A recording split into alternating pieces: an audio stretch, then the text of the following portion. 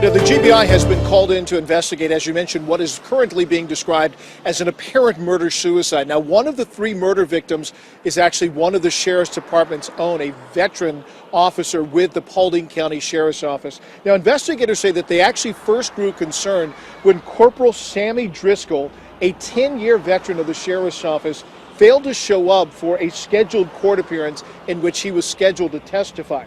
The Sheriff's Office eventually sent two deputies to his home who discovered the gruesome crime scene.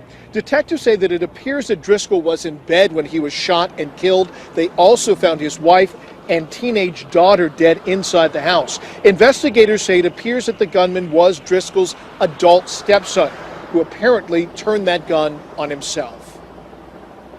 I've got a whole office full of people that's distraught right now, and that was one of the main reasons for calling the GBI in, so that my guys wouldn't have to come in and deal with what's going on inside this house. I know every one of the girls at my office, every time I've called up there, they're all squalling. We've got 3 different preachers that's up there talking to them now.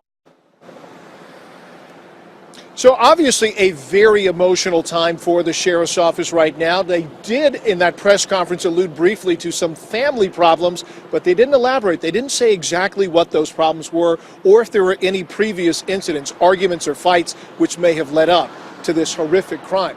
Now, my coworker John Schierick has also been looking into the family history. John, what have you been able to learn? Everyone who knew the Driscolls, liked them, saw them as a wonderful family, can't begin to process what might have snapped in the 21-year-old if, as the sheriff believes, he shot and killed everyone and then himself.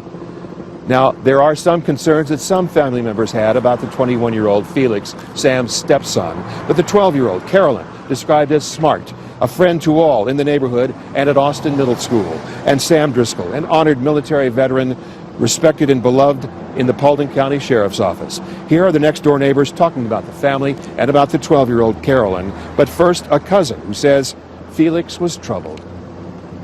He's always kept to himself. He's never really gone out to others. I've always wondered why. His whole family's nice people, but Felix never talked to anybody. There was always something a little off.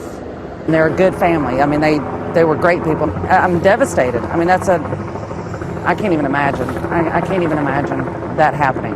It is sad. It's very sad. She was a really, really smart girl. She had a lot coming for her. She was really smart. She could have gotten into like a lot of colleges and stuff.